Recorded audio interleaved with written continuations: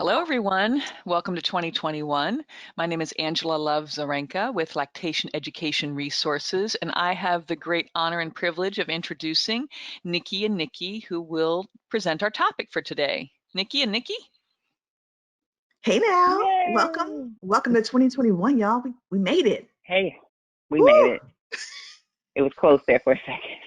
Listen, it is not lost on me that some people did not make it, and some people's lives are, completely changed in this moment. So I'm really thankful to be here before you all. Welcome to the ride. I am Nikisha Killings. I am a private practice lactation consultant, equity trainer, facilitator, and director of equity, inclusion, and belonging at Lactation Education Resources, who we're very thankful for making this talk possible today. I'm joined by my co-conspirator with Nikki and Nikki Lactation Career Consultants, Nikki Hunter Greenway. Hello, everyone. I'm Nikki, also known as Nurse Nikki. I'm pretty sure that's just going to become my government name. It's Nurse Nikki. But I am a family nurse practitioner and an IBCLC in private practice in New Orleans, Louisiana. Thank y'all so much for being here today. I know it's a little bit heightened as we have another election looming today, and everyone's been watching the news, but thank y'all so much. And thank you to our guests for carving out some time in your day to come and chat with us about all things IBCLC. We know there's a lot of places you could be right now, so thank you for spending this time with us. And if you're catching it on the replay, thank you too. All right, so our guests today are representing 3 different pathways to the IBCLC credential, and they are brand new certificates. So first of all, congratulations, guests, everyone, for being with us today. Thank you. Yay! We will start with our pathway 1 representative, Ms. Lydia Boyd. Hi, everyone. I am Lydia Boyd. I consider myself a lactation specialist. I'm based here in Los Angeles. My day job, I work at a WIC, a local WIC agency here in Los Angeles, in the position of a breastfeeding peer counselor. I do have a private practice, and I am 1/4 of the Black Course team. Woo! All right, thank you, Miss Lydia Boyd. Don't forget the O. Next up, we have Morenike Kritzer, pathway 2. I had to unmute myself. My name is Marina Kay. I am a newly certified IBCLC, and I'm also, similar to Nikki, a family nurse practitioner. I work in a health department in North Carolina, and I serve primarily maternity patients, so pregnant ladies. Yeah. Thank you, Marina Kay. And last but certainly not least, our pathway 3 representative, Nichelle Clark. Hi, everybody. My name is Nichelle Clark. I am a United States Navy veteran of 8 years. I am, of course, a new IBCLC. I have my own private practice in Chesapeake, Virginia, but by day I work as a senior executive assistant for a Fortune 500 company. And as you can see, everyone wears many, many hats. We're very excited to have this particular group of people before you today because as you see, IBCLCs come from all sorts of backgrounds. And thank you for your service, Nichelle. We appreciate it. Thank you. They come from all sorts of backgrounds, and you do not necessarily have to have a medical background. Lots of people that's new information to some of our listeners today. So before we go any further, Nikki and I always start our conversations with checking in. And so we'll share this moment with our guests. We'll share with our audience as well. If you want to chat to us, how you are doing, let us know what this 6th day of January in 2021. It's just the 6th day. Oh my God. That's it. It's been a long year already. What this moment feels like for you. How are you experiencing it? Anybody can start. Just how you doing? I'll go. I'm good, actually. I'm actually hopeful for this new year. And I'm still in a space of, I'm actually a whole entire IBCLC. I've been saying that since I saw my exam, and I'm still in a very emotional space about it. So, but I am extremely hopeful for 2021.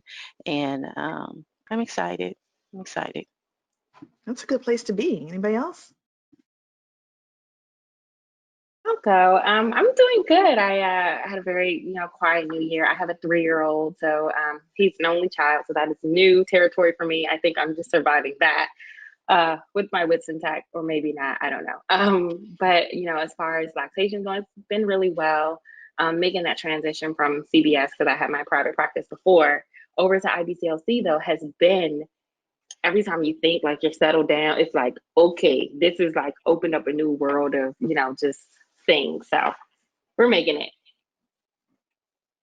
Thank you. I think that's a really good point, and I hope we touch on it more later in terms of how becoming IBCLC opens up new opportunities, or even, I don't know if that, I think for some of us, some of that's mental, like, oh, wow, I feel like I can do more. I have these letters, I feel more credible or whatever.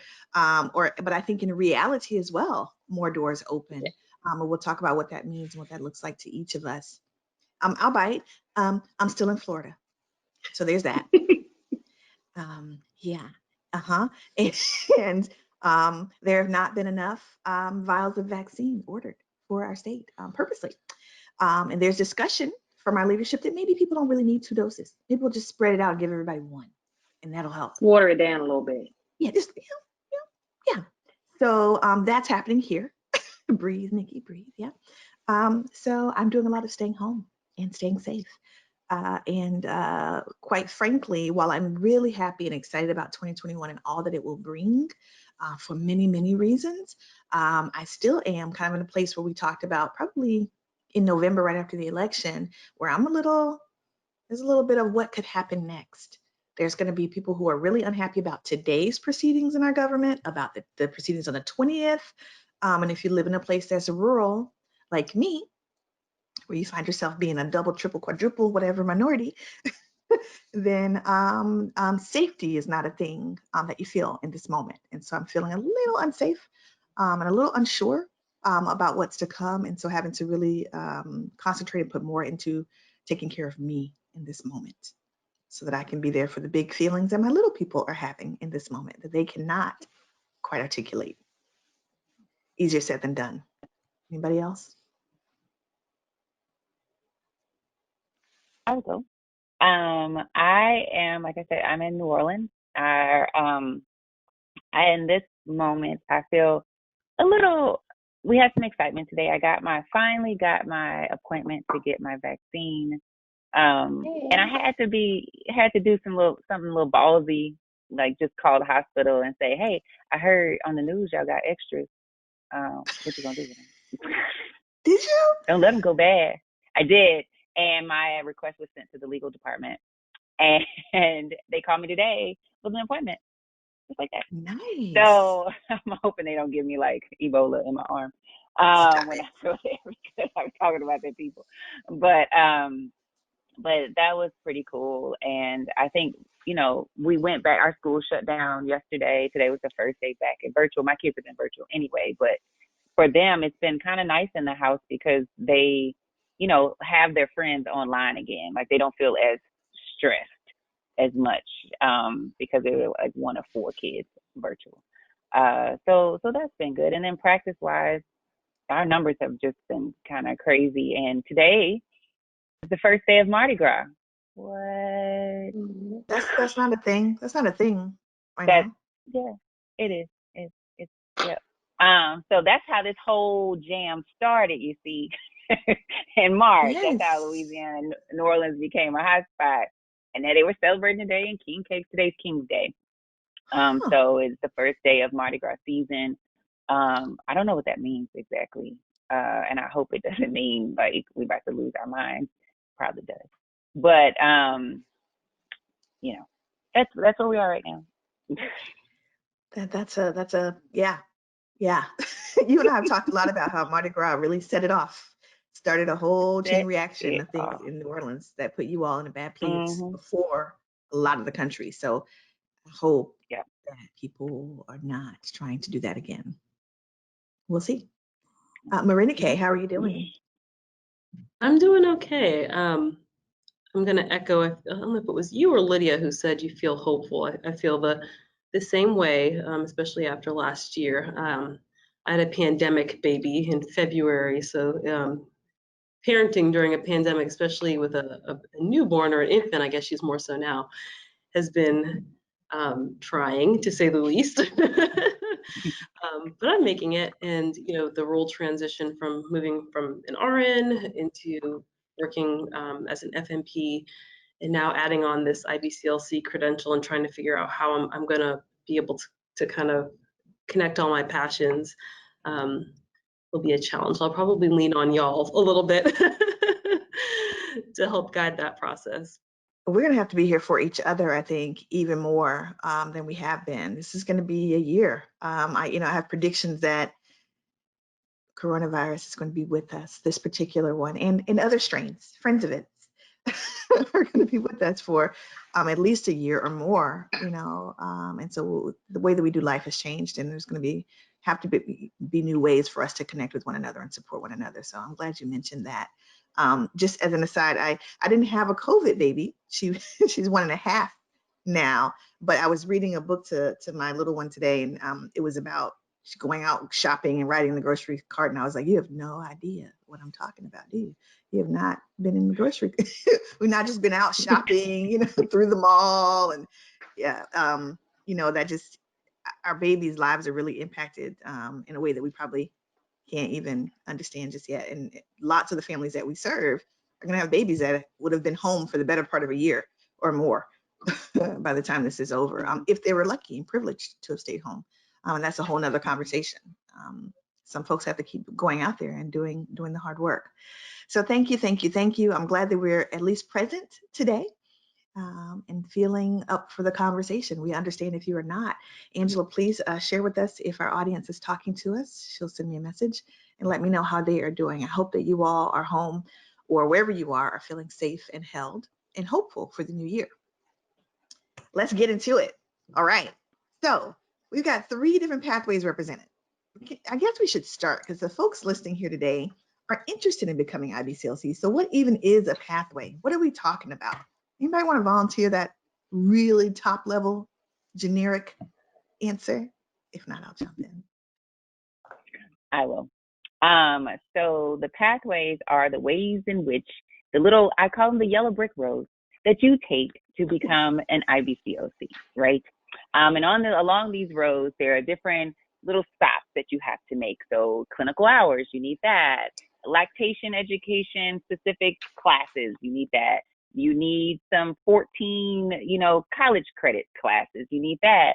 And all those things. And those are, which road you pick is based on kind of your background, like with Pathway 1 or Pathway 2, where it's a more structured program and you're at a university, or Pathway 3, where it's kind of, it is a formal relationship between you and a mentor. So we have these different yellow brick roads, and hopefully by the end of this, you'll be able to see which road is best for you as we talk and you learn about everyone's journey.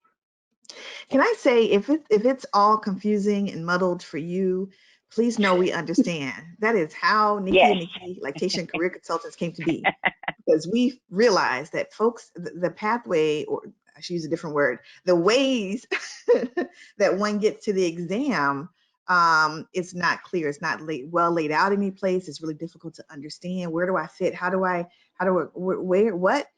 get my hours? What classes counts? Unfortunately, it's not very clear. And folks get stalled out and, run out of energy and run out of motivation because they have no idea where to start. So Nikki said it, Pathway 1 is for anyone who already works in healthcare, either as your vocation or as a volunteer. Both of those count. You can store up those clinical hours that way. The main difference in the pathways is how you get your clinical hours. Everybody's got to get lactation training. Everybody's got to get those general courses covered. How you get your clinical hours, which is time helping dyads, which is birthing person and baby, time helping by dyads. How you get that time accumulated decides what pathway you'll take. So 1 is for if you're working with families already, either in your job or volunteering. 2 is if you enroll in a program that has everything enveloped in it. That's a beautiful thing. Just a few of those programs exist in the country, and we can't wait to hear about Morenike's experience with hers.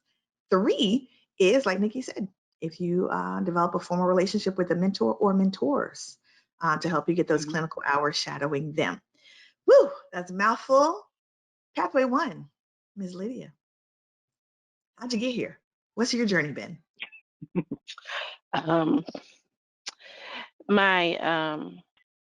I started with the breastfeeding, and mine was a special case because I had a 28-weeker, and I spent 3 months in the hospital, and this was June. He'll be 25, bless my soul. And so that's what put me on to this pathway, because I was always raised, breastfeeding, that's what, the white people do. Black people, we don't breastfeed. And then when I had a preemie, my mother was like, oh no, he has to get breast milk. And I was like, oh, okay, we'll do it. And I learned a lot. A lot of my inspiration came from a book that I found in the hospital gift store about from a preemie mom. And I learned so much in that book that I was like, I could do this. And my first certification was with Pasadena Black Infant Health Program, their public health department. And I got a scholarship for a PC, and it was on a volunteer basis, and I started there. And then I started doing some work for another organization that helped with doing breastfeeding work with the Black community here in Los Angeles. And then I came to WIC, and I had been here and I had heard about IBCLC. When I transitioned to WIC, I heard about the changes for the requirements for IBCLC, and I was like, oh, I can't. My baby is too young, and I just couldn't imagine myself leaving him to go to school because I didn't have any of the classes. I didn't have any of the science classes, anything. And so I had worked at WIC for maybe about 4 or 5 years, and I presented at the California Breastfeeding Summit one year, and I saw all of these amazing lactivists, all these amazing Black lactivists, and I was like, I was in awe. I was just like, oh my God. And when I came back, my supervisor was like, so we gonna stop playing, right? She was like, there's no reason for you not to do this. You know, she was like, you're the smartest one here. You need to do this. And I started with just taking one class this semester. And I had prerequisites that I had to take. And so I had to take all the 14 classes. And that was while, I had banked my hours, definitely had my hours. But when I started and I went to apply, I thought I was pathway 3, because when I went on the IBCLE website, it didn't list WIC. And I think I talked to Nikki about this. It didn't say WIC, and I had already applied. And when I called, and whenever I called, this has been my experience. IBCLE is never nice. My experience has never been friendly. And so this was the second time I called, and she was like, no, you're pathway 1, because I said I have my CLE and I work at WIC, and she was like, oh no, you need your pathway 1. So she said, before you actually finish and submit your application, call us first. And so by the time I got ready to do it, we were in a pandemic, and they weren't answering the phone. So I said, well, I'm just going to go ahead and apply. And when I applied, they had already changed it. So I guess she did it when we talked. And so it was already there for pathway 1. But I had already went and listed mentors and stuff, and she wiped it all out and put me in pathway 1. And for me, it was a long journey. I want to say it was maybe about 5 years, because like I said, I had all those classes to take, including prerequisites. And then I picked up an extra major. I was like, well, I can do health science and I can do sociology. And now I'm playing with African American studies. So I just don't know how to take it easy. And so I did it. I took the test under very special circumstances. Life hit me with a ton of bricks. I had a medical emergency. the year before. So when I applied, I was on medical leave from work. I came back to work in a pandemic. And then when I finally sat for the exam the day before, one of my best friend's brother was murdered by one of the sheriff's departments out here. And so I literally sat with her the day before, and my friend was like, just come spend the night at my house. And I went to sleep, got up, and went to take the test that was down the street from her house. And I didn't even realize it was down the street from her house. Took the test, got in the car, and went back to go be with my friend. And so, yeah, so now I'm a whole entire IBCLC. That's a journey. That's a journey. We have a couple questions before I let you go any further, though. Can you tell the people what WIC is and what CLE is? WIC is Women Infant Nutrition. It's a supplemental program that's funded through the Food and Drug or the Food and Agriculture Department. So we get federal funds that sit down to the state, and then they're disseminated amongst the different agencies here. My agency is based in Watts, part of Los Angeles, and we have 5 sites. I'm not at the health center. I'm the one kind of like down the street from the health center. My CLE is a certified lactation educator. And actually, in the 9 years that I've been with WIC, I got the certification within the first year, I want to say. And then I had to retake it because what I didn't realize was those 45 hours expired. And so I had to quick, fast, in a hurry go and recertify for my CLE right before I applied for the exam. And I did that while I was on medical leave. And matter of fact, we finished as we were going into shutdown here in Los Angeles. So we had the first 4 days in person, and the last day we had to do virtual, and they had to put that virtual class together when we ended. Yeah. So I want, your story is really important, I think, because, and Nichelle, this may be your story as well, on not coming from necessarily a health background. Although Lydia was not a medical professional. She comes from public health, though. That's what WIC is. It's public health, community health, which is another very important and vital part of our system here in supporting families. I'm so happy that she's able to still do that work at WIC now with her new title. We had a question about what was the book that you read? Someone asked. I cannot remember the name of it, and it's not even printed anymore.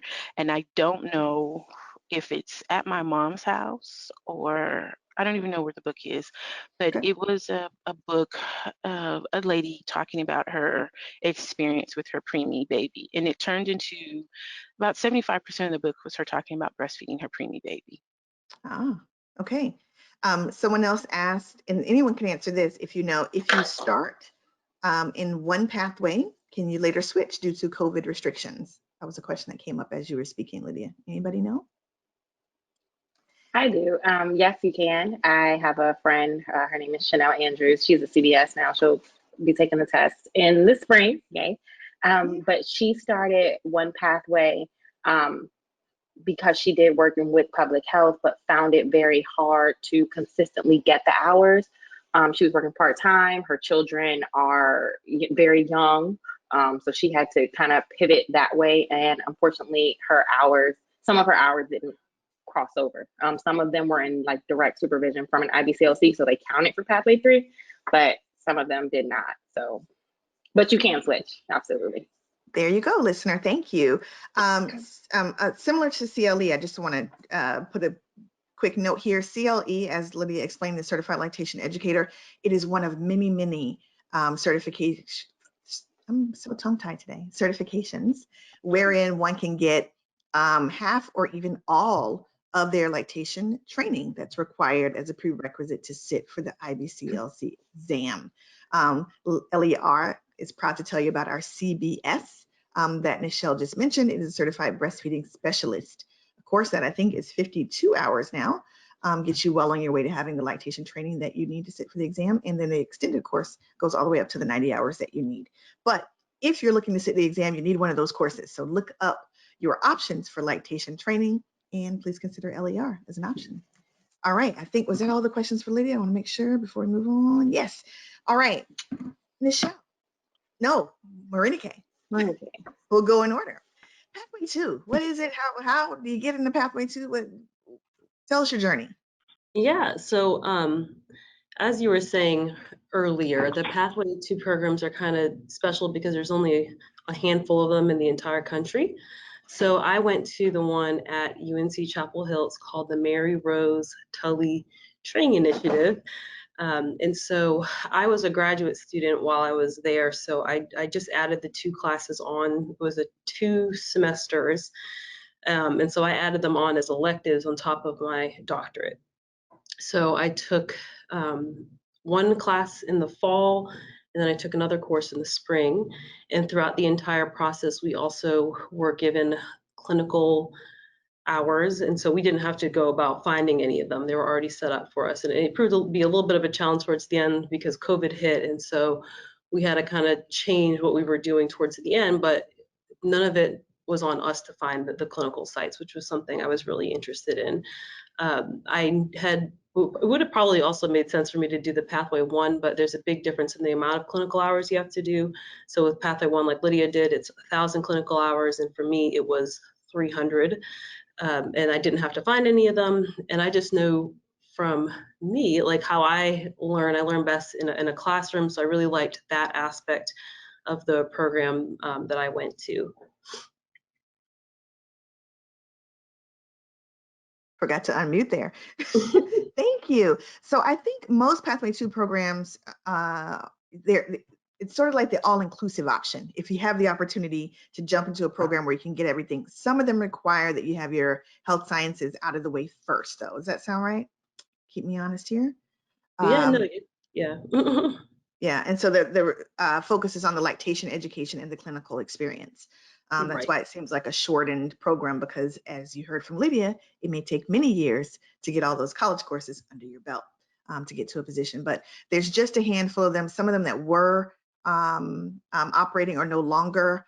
There were some new ones that pop up just in the last year or two. Very excited about NCA&T, which is an HBCU that has one. And sorry, Nikki, 2,200? That can't be right. Sorry. She's texting me stuff. Sorry. There was a question that came in. Are there any Pathway 2 programs outside the United States? And yes, there are Pathway 2 programs outside the United States because this is an international credential. So there are over, while we have the smallest actually number of Pathway 2 programs, there are over 2,200 places that you can get their accredited programs all over the world. So. The overall, yeah, vast majority outside the US. Yeah. Thank you. That was a good nugget. I learned that today. The number within the US, I think, teeters around 10 or less. At one point there was 5 or less. That may be more accurate today. I think, yeah, a couple of programs are no longer around. So that's Pathway 2. And Nichelle, can you tell us about Pathway 3? How was your experience?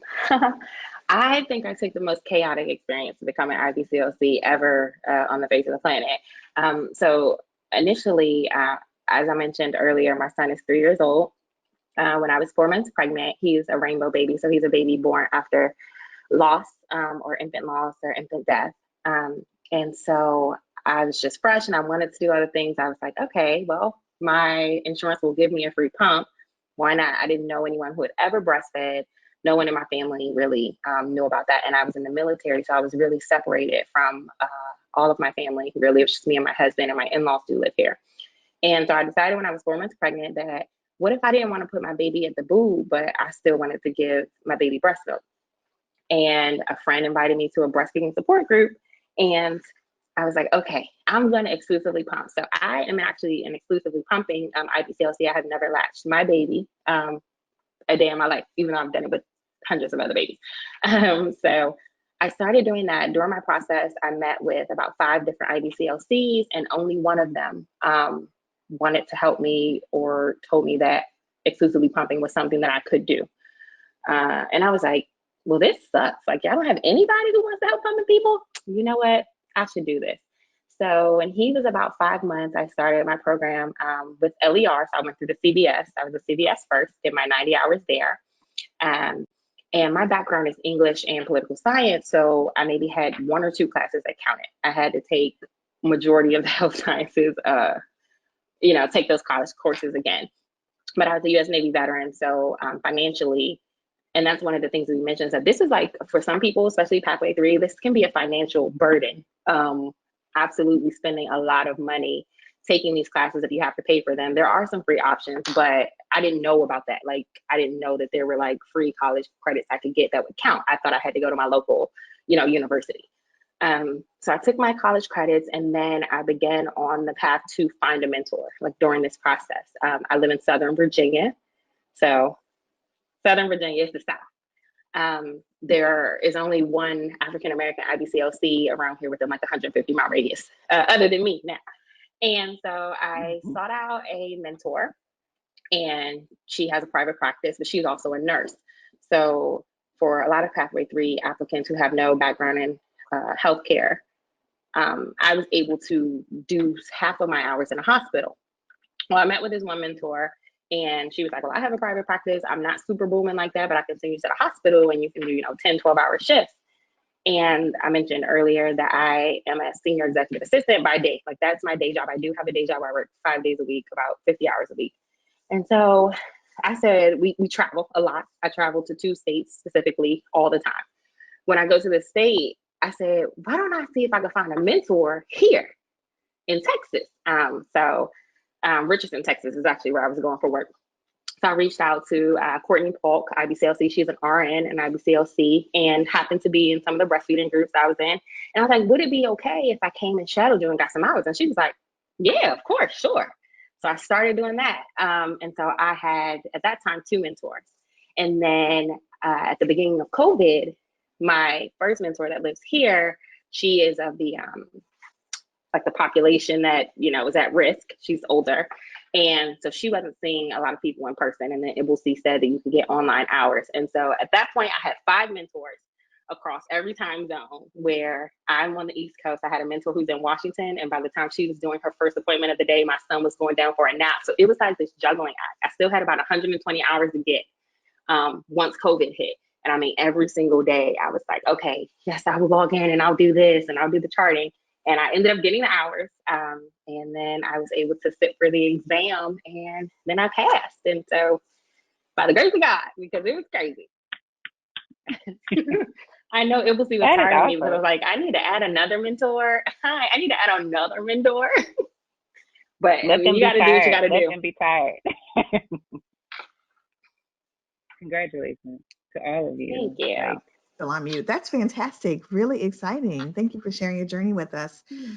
While we're here, can we talk real quickly about, Lydia alluded to IBCLC changing some requirements along the way. That's a thing. Lydia, I was a kind of a victim of that as well. When I went to apply that year, they were like, oh, and you also need all these health classes. And I was like, what? Wait a minute. What? That's new. I don't have that stuff. I have a marketing degree. What are you talking about?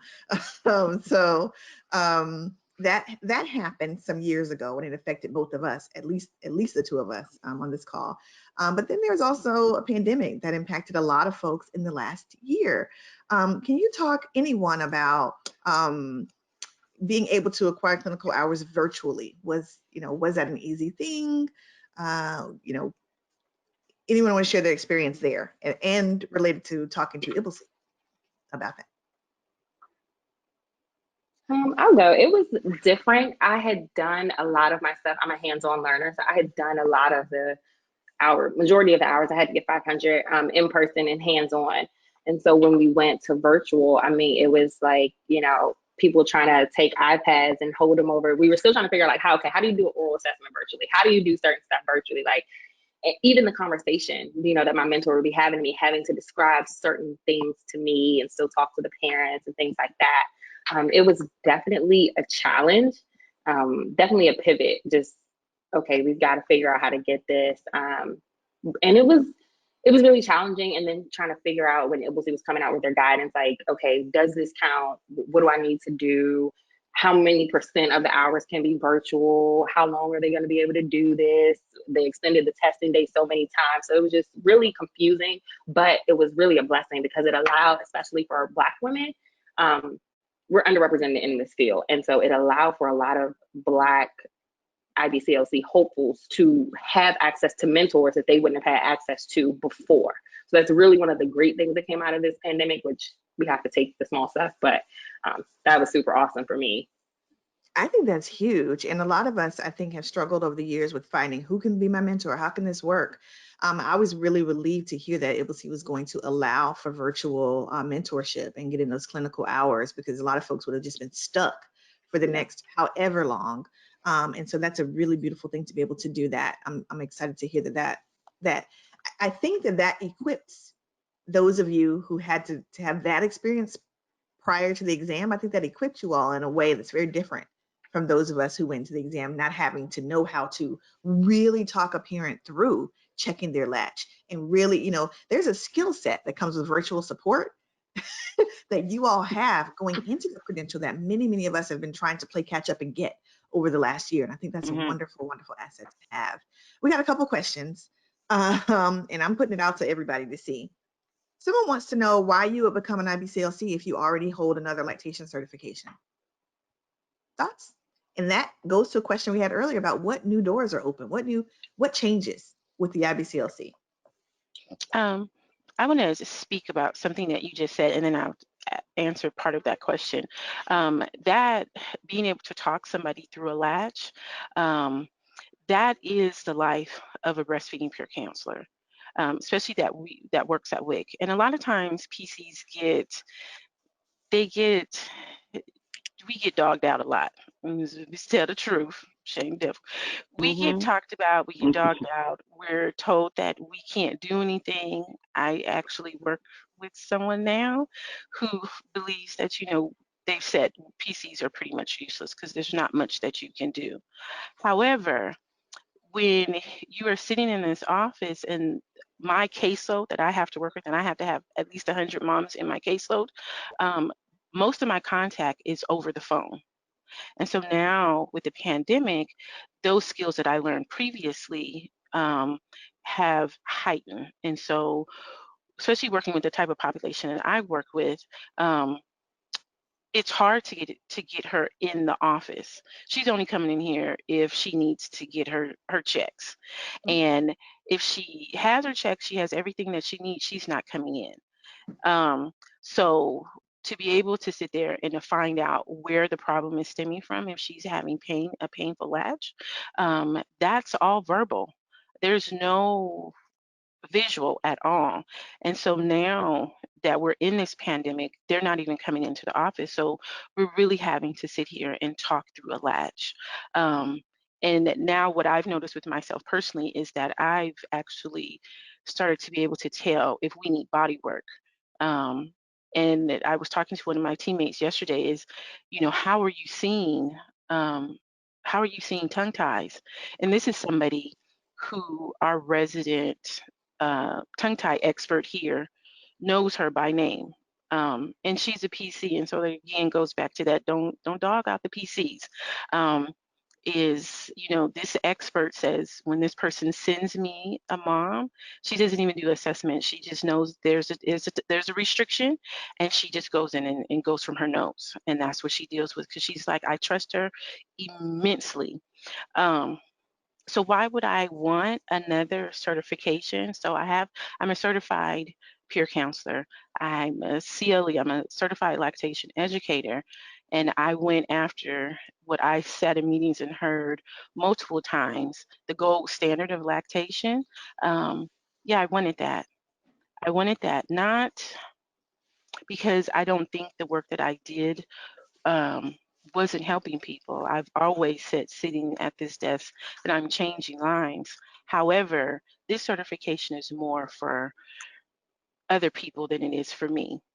I need you to hear me when I talk. we're about to launch the Black Coach, which is another training course that's going to come, and I need you to be able to hear me. You don't hear me when I walk in the room and I say I'm a PC. You vaguely hear me when I say I'm a CLE. This IBCLC, you most likely will hear me, and even then, some of you will not.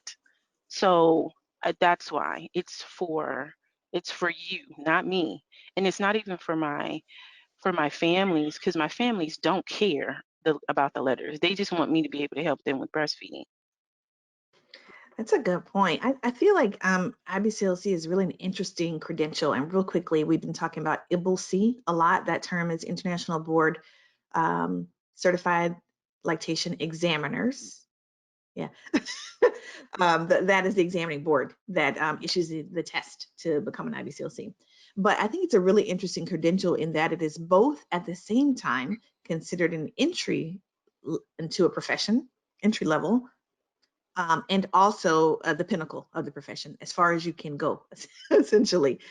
So it really looks different, the way that you utilize the credential, I think. Those who call it an entry-level credential, I don't necessarily agree with that term, but I use it because some do consider it as such, but I felt like it was, it required far more rigor in understanding of the body, the human body, and lactation processes than any other credential I had had. So for me, it was a challenge and an invitation to go as deep as I can in this lane. And so, you know, my partner jokes and says, "You got a PhD in lactation." Not quite, but it kind of is as far as you can go by the credentialing body that certifies lactation consultants, and the original credentialing body. This is as far as one can go, and then you can go very deep into whatever your niche is. And I want to talk about those niches before we get off this call. But real quickly, our audience is talking and they got questions. So, Nikki, you know, you can jump in. Nikki, can you tell the people what pathway you and I took? Yes, we took pathway 1.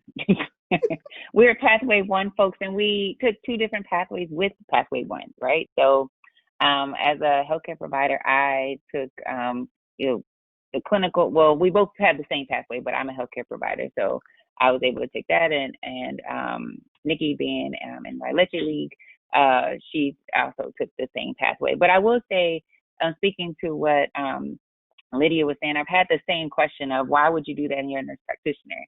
Like, we can already do lactation. I've been doing that lactation for years. My visits have not changed. But just like what Lydia said, your voice though, when you walk into a room and she's like, "Oh, she is the only Black nurse practitioner IBCLC in the state." In the state. Like, that speaks volumes to some people, and people listen. Or being at the table and then thinking about this earlier, I've got this credential to help others, like, so I can help my community and mentor folks that are truly passionate about it. And not that I'm not passionate, it's just that all these letters, I'm not, and as anyone that truly knows me, I'm not into a whole lot of letters. Like, that's a lot to write and to remember, and it just doesn't do it for me. But it took a lot of for me nudging to have to this get letter, her to go get this, y'all. It took a lot of nudging for years for her to go ahead and say, "Okay, fine, I'll take the test." 2 weeks prior to it, that's where it was. I registered 2 weeks before this. I registered the day of the deadline, and then I decided I was going to do it 2 weeks before the date. Yeah. So, It's true story. True story. Marina Kay, do you have a different answer about why someone who's a nurse practitioner would also pursue IBCLC? What brought you to it? So I was a nurse before, well, obviously a nurse, and I still am a nurse, but I worked maternity or like mother baby before I became a nurse practitioner.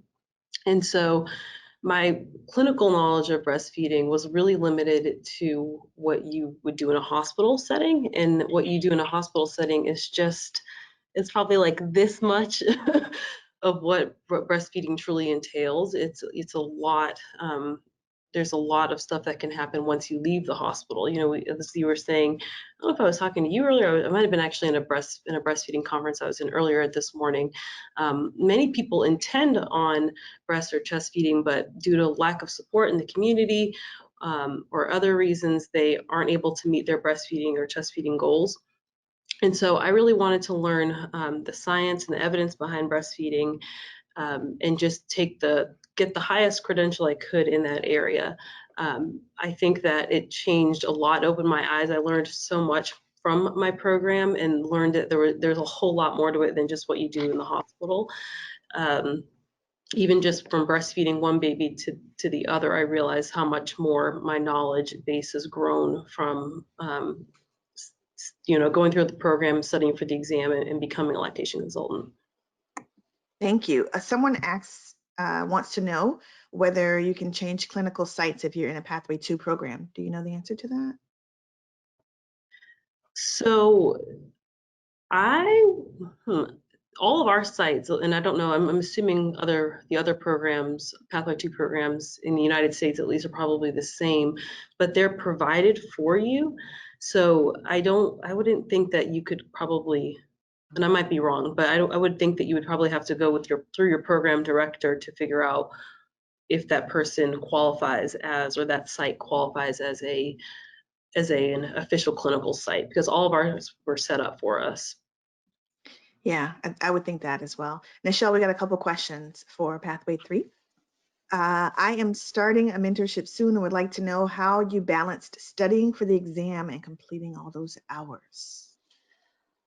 That is a great question. And I would have to say, I don't know what people believe in, but by the grace of my higher power, it was really hard. I'm not going to sugarcoat it or lie. I will wait until my son went to bed. So I told you guys I have a full-time job. I mean, it meant some days working 4 days for 10 hours and then being able to have off that 1 day a week to go work 10 hours on mother baby. It meant when I went and did those hospital shifts, getting in good with the IBCLCs there and saying, hey, do you mind, you're going to be working on the weekend. Do you mind if I come in Saturday and asking having my husband watch our son? Do you mind if I come in on Sunday and okay, maybe I can just get 5 hours here. It was a lot of travel back and forth. When I would go to the other state, I was still working. So one time I woke up at 8:30, went to meet Courtney for a consult from 9 to 11, and then had to go back to work, and then when she had one, in the evening at 4 p.m., okay, I can leave work at 3:30, come and do this consult with you, and then, go finish up my work at wherever I was staying. So it was really, really crazy. But as far as studying, when my son would go to bed, I would try to maybe just do 2 hours of studying, take the atlas and go through and look at the pictures or whatever my study material was and just say, okay, for 2 hours, I'm just going to sit here and be deep into lactation and I'm going to give my brain a rest, because you can get burnt out, like Nikki was saying earlier, very, very quickly. It's a lot of information to learn. So yeah, you got to pace yourself. We're not done with you. Actually, every other question is for you now. Do you have to pay for your mentorship? Do you have to pay for these hours you're getting? Nikki and Nikki already know. I think Lydia knows too. Why, yes, some people you do. And I think that people should be paid for their time. If anyone knows me personally or in the lactation spaces, I'm an advocate for paying people for their time. So yes, for one of my mentorships, I did have to pay. The one that was in my home state, I paid for mentorship. We had a contract and agreement, paid for that. And to get those hours under that person. And then I did have some mentors who were gracious enough to mentor me for free. I had one mentor where we bartered services. So she did the consult and she taught me how to chart, and that was it. So when I was in a consult with her, I was doing the charting, which was a great learning experience for me. And it doesn't count as clinical hours, but it is great experience. So I would get the clinical hours, and then afterwards I would spend the time charting, and she would check it and let me know, like, okay, this is good, you can look at this. So it kind of worked out for her because she didn't have to do her charting then. Thank you. All right. People want to know, how can you find and reach mentors around the country? How do you do that?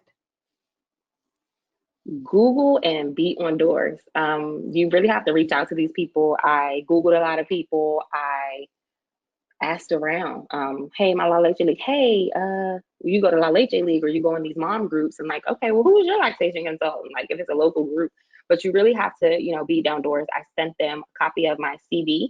Emailed them, hi, my name is Nichelle Clark, I'm interested in, Pathway 3. I would love for you to be my mentor. And I sent them, my CV and connected with them that way. But it does take a lot of work to get mentors. Unfortunately, there's not like one database where you can get them. Some of the organizations have them, like USLCA. I know LER has a program that you sign up for, and they will try to match you with a mentor. But if you live somewhere, you know, rural or somewhere where you don't have a lot of IBCLCs, it can really be challenging. It can. Real quickly, as an aside, I feel like my job here today is just to do acronyms. A CV is a curriculum vitae. It is similar to a resume, but has a lot more detail about you and the work that you've been able to complete. All right, these two questions are similar, so I'll throw them both at you at the same time, Nichelle. One wants to know, do you need to complete lactation education before you help people? And another wants to know, how many hours do you need to do orientation before you can start to help people in Pathway 3?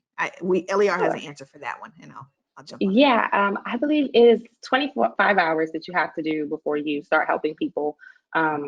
Just going through the process of how that IBCLC works, and you know, my mentors had me get liability insurance first, because like if I'm going to be touching people's babies, they're covered, but they want to make sure that I'm covered. It was a really minimal amount, so it wasn't a super big thing. You can get it for a year, and then to get my basic life support and all that other good stuff. People do it a bunch of different ways. Everyone that I've worked with, and my belief is that you should probably get your lactation education first before you start touching on babies and helping people. And I say that because, and that's not everybody's path. Like, so I don't want people to think that's set in stone. You have to do it the way that you can. But for Pathway 3, if you're going to be touching on people's babies and doing things like that, it really helps to have a knowledge of what you're doing. And then also with the lactation education, you know, there are things that I see written down, and this kind of goes in the scope of practice, but you know, you go through and you see what CBS tells you can do and what you should know. And then you're real live in front of a baby with your hands on someone's child. So it's completely different. So you want to know kind of where things are in the body, where you should be putting your hands, or what you should be looking out for. So I think it really helps to have the lactation education first. I think that's a great answer. And so we've got a couple answers that are similar to why would you go from one of the, you know, 45, 50-hour courses like the CBS? Why would you start there if you want to become an IBCLC? Why do you even start with the smaller courses? The fact is you have to get the lactation education. You have to get the training. You don't have to go to one that certifies you and gives you a title like a certified breastfeeding specialist, but you do have to get the 90 hours of training. So that kind of comes along on the ride. Someone saying, what new services though do you offer going from I'm a CBS to I'm an IBCLC? Anybody want to jump at that? For me, it's scope of practice. Like we talk about this all, like as a CBS there, and being credentialed as a CBS, there are certain things that I can do, and it lays it out. It's on the LER website. As an IBCLC, there are certain things that I can do that are a little bit more inclusive. I can do a lot more. I can put my hands on somebody's baby. I can put my fingers in their mouth. I can assess for certain things and look for certain things.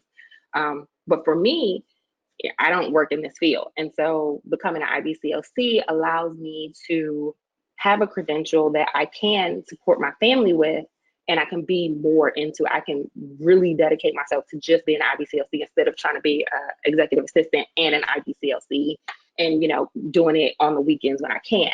I can now kind of focus and sustain my family with a career. Anybody else want to tackle that one?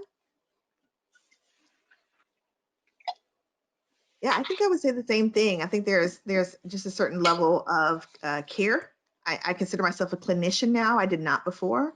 There's a certain level of care that I can extend to a family, and a skill set that I earned in doing all that extra time with families and all that extra study. It really does mean something. Now, that is not to take anything away from the credentials that are, you know, courses that are 50 or 90 hours at all. There's a lot of education shared, a lot of information shared, but we're talking about hands-on clinical work with families is just something that is not necessary as a part of those credentials. Morenike, how long does Pathway 2 take? I know yours was, you said 2 years? No, mine was 2 semesters.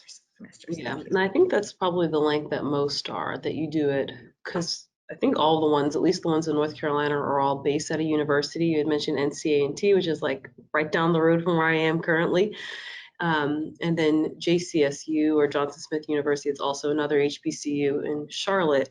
But they're both programs are stemmed out of universities. So they follow a university schedule, which goes, it's one course with accompanying clinical hours, and it takes two semesters to do. So probably like 15-week semesters, I would say. I feel like Union Institute in University. Hope I got the name right. I feel like Union's is slightly longer, maybe closer to 3 years, but they're certainly condensed if we're talking about in comparison to getting those courses piecemeal over the course of years. Can anyone talk about, I know Nichelle, you and I both were CBSs. Can we talk about a training through LER and what LER was able to provide? I thoroughly enjoyed my training through LER. I haven't taken training through anyone else, but I definitely felt prepared. The modules were really easy to understand because I walked into this again with just my breastfeeding experience as what breastfeeding was like. But they were really easy to understand. They're also broken up and you can kind of skip around. So like if I didn't have time, I could just do a quick 45-minute, module and kind of figure that out. And they also give you, too, this is the great thing, they give you the pages and the study materials, like the breastfeeding human lactation or interdisciplinary care. They tell you, hey, this is what this is, and you can check this page on this book for a little bit more of an expanded view. So I thought that was super helpful. I went for the 90 hours, just like you said, to have a one-stop shop all in one place, just get the hours because I knew I needed them. So. Yeah, so LER is a little bit different in that it's completely online at your pace. You have up to a year to get those hours in. A lot of the other programs are in person, or they were one-shot deal where you go for 5 days in a row. And so it's just a different approach. And I certainly appreciated being able to work it around my life. And I also felt best prepared for the exam. Full disclosure, I took another course. I was a CLC as well. And in comparison, my experience was that this was a little bit more in-depth knowledge, and I appreciated being able to take it on my own. I took the CLC in person. Our listeners want to know if you all are willing to share your contact info. If so, we'll give you an opportunity at the end of the talk to share how the folks can find you. I know for sure someone wants to be mentored by you, Nichelle, already. They're asking. The people are asking. I know. That's crazy. They don't be knowing me like that, Nikki. They don't be. I'm just kidding. I'm great. I'm fun. I'm really nice. I promise. So funny.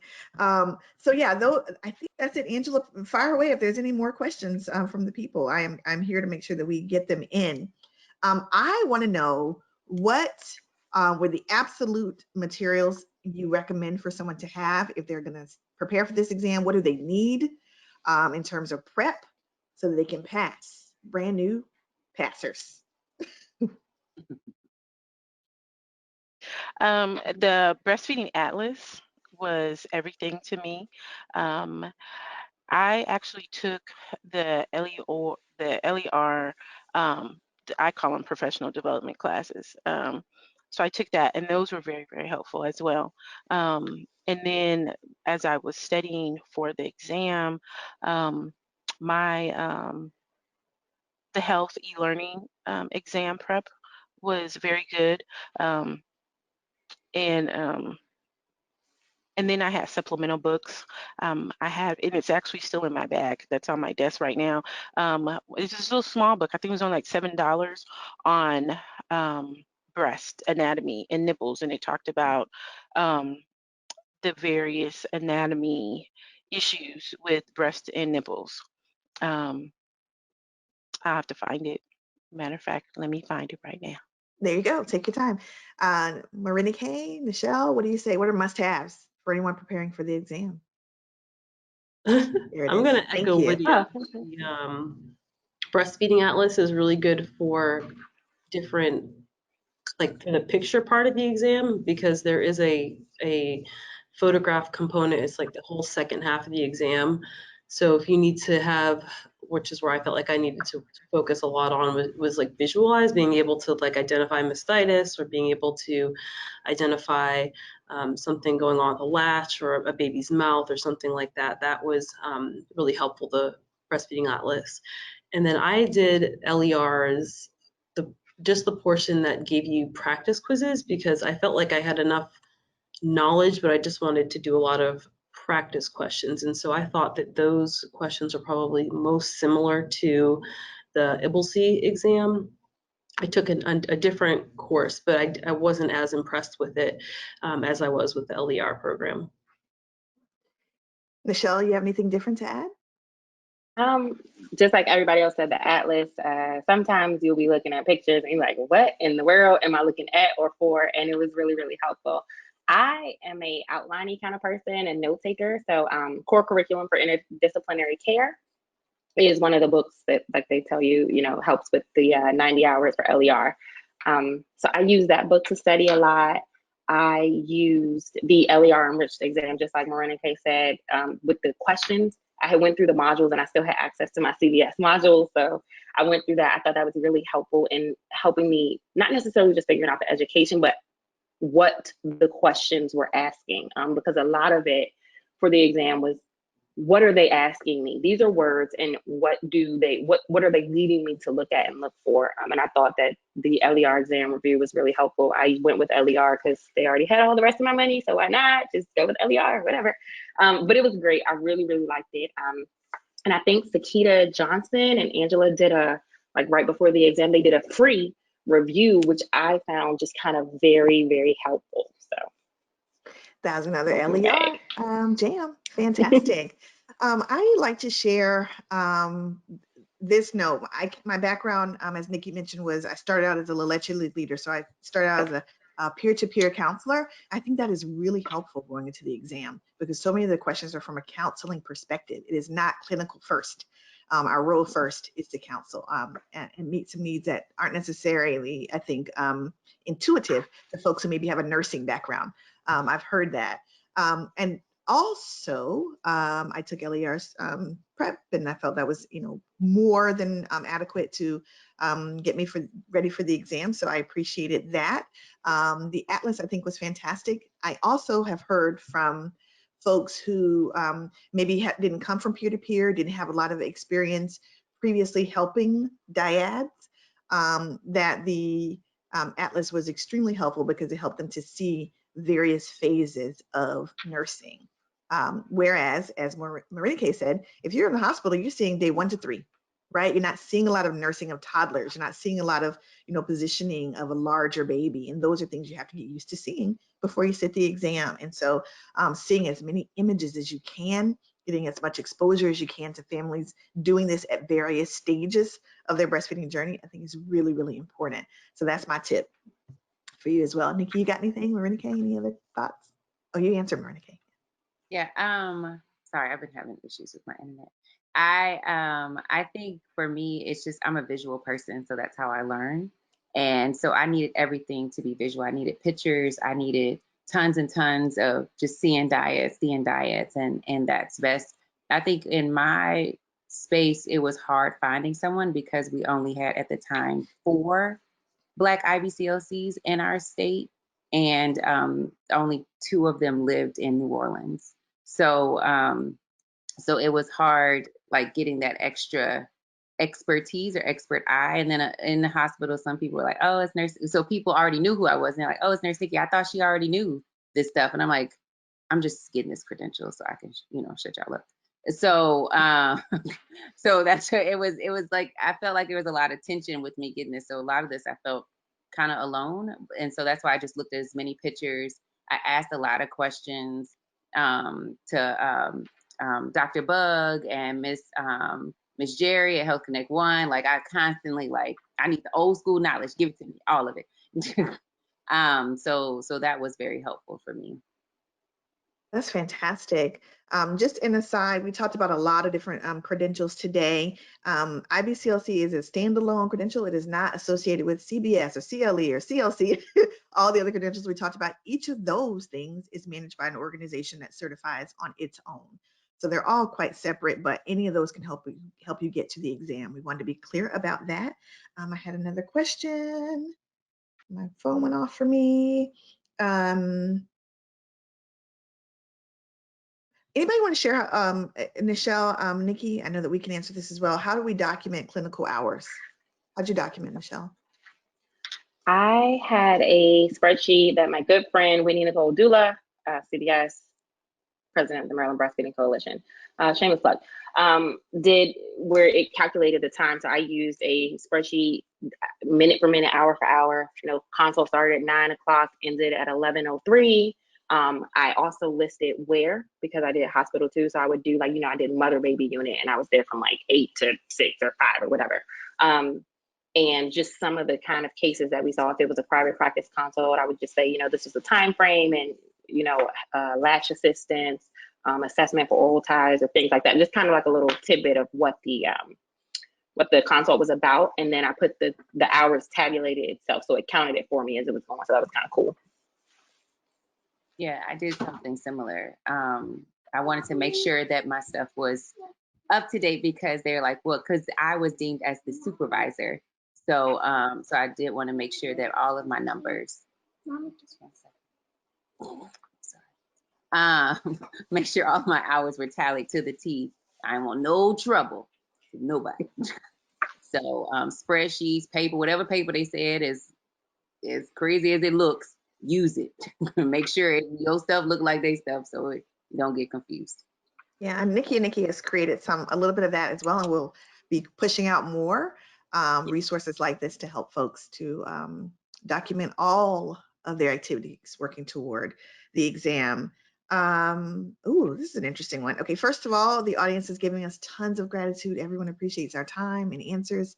They've learned a lot. They thank you so much for showing up. I want to make sure I mention that. This recording will be available on our website and on LER's YouTube channel after this. We'll make sure to share. It usually takes a few days for our folks to get it uploaded. And then through LER, you do need to purchase the course, but it's free. And then you become a student in the system to watch it. How many people of color are getting help in their private practices? I don't know what that means. How many POCs are getting help in their practices? I can clarify. Yes, Sorry. thanks. And so to Nichelle, Lydia, and Marina Kay, how many POCs are you seeing in your private practices or in your practice? Are they? Is it a majority? What percentage of the clients that you serve are people of color? That's a good question. So I work in a health department, and where I am, it's predominantly folks of color. So I would say probably at least 70% of the people here. Yeah. My WIC agency supports, like I said, the health center is based in Watts, and so population is predominantly Black, Hispanic and Black, Latinx rather, here. I do support our other site that's on the west side, and so that has a higher population of Korean, Indonesian, Russian. So that's through WIC.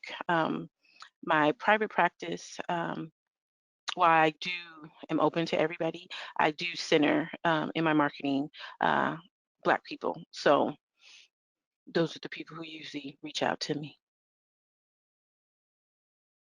Again, I'm in Southern Virginia. Do what you want to do with that information. I do see majority dominant culture personnel, but you know, I do see people of color, and with virtual options, it's been great that people of color kind of feel like they can reach out to lactation professionals of all kinds that look like them. So that's good. Yeah. Yeah, 99% of my clients are Black folks. There's some consistency, folks. But it didn't used to be that way. It didn't used to be that way. And I think I didn't get my first, and I've been in practice my 10th year. I didn't get my first Black person until, like, how old is that child? 5 years old. So it took for it to kind of come a thing where, oh, okay, you know, Black people do breastfeed. Nurse Nikki's the person to call for that, you know, stuff like that, for it to get into a flow. Because, I mean, when you're in a state where you're 49th in breastfeeding, and your numbers in the Black community are horrible, like, there's a reason for that. So I can see that's the trend, and I kind of expected that. So you've seen this change, and it's not, I used to be, you know, like, shy about it. It's like, oh no, but no, it's good. You know, I'm doing what I'm supposed to be doing and helping disparities. Fantastic. So I think my answer is more similar to Nichelle's, who said she supports dominant culture families primarily. My paying clients are primarily dominant culture. My paying clients are, and that makes it possible for me to see those who cannot pay my fee. And so there's a healthy balance there in that way, and that's how I like to keep my work, if that helps. Let's see, Angela, was there anything else? What, did we get to the end? Let's see. Yeah. Unless there's anything, Angela, you got anything to rush in under the wire? No, I think that's good. If y'all just want to share your contact information, that would be great. Thank you. All right, we did it. We answered everything they wanted to know and a little bit more. We helped the people through what is still a very muddy process to hopefully find a little bit of insight and encouragement. We want to let you know you can do this. If you have a passion for this, whether you come through it through personal experience or just, stumble upon it and found yourself passionate about supporting families, you can do this. And we're happy to help. Nikki and Nikki are happy to help, and every person on this call, I think, is willing to support you in your journey. If you all would like to share your contact info, now would be the time.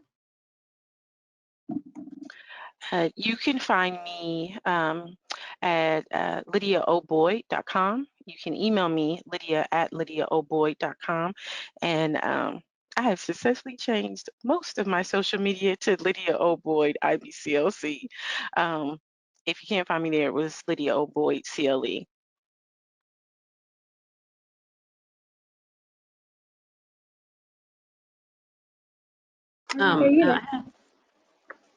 I have my email is just my Morenike Kritzer @gmail.com. So it's exactly how it shows up here in that little square box.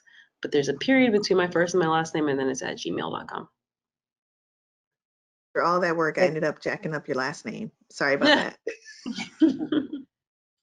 All right. It's funny that I'm going last because I have the longest email ever. So you can find me, my practice name is Sunshine and Rainbows. That's sunshine with an SON, like sun, shine and rainbows, lactation.com. And all my social media is the same thing, Sunshine and Rainbows Lactation. And my email is on there because the email is super long, so I'm not gonna say it. If you have questions about how to get to the exam, what pathway makes sense, do you qualify, all of those things, not only are Nikki and Nikki available to support you at all of our social media, we are Nikki and Nikki IBCLC, all those words spelled out, except IBCLC. We find us, we're happy to help you and support you, but importantly, support at lactationtraining.com. LER has customer service representatives waiting and ready to help you answer any questions you have and get started on your journey. That's support at lactationtraining.com. Whew, as the pastor would say, all hearts and minds are clear. Thank y'all so much. We're so happy. The recording of this on LER's website and on the YouTube channel. So we'll be there. We'll be there.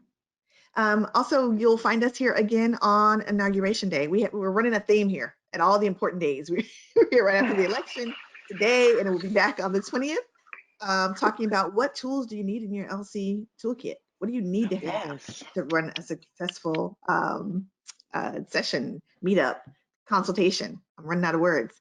We'll be excited to share all those tools and tips with you. Join us again then. You'll see memes about it coming up in the future. Until then, what should the people stay, Nikki? Stay what?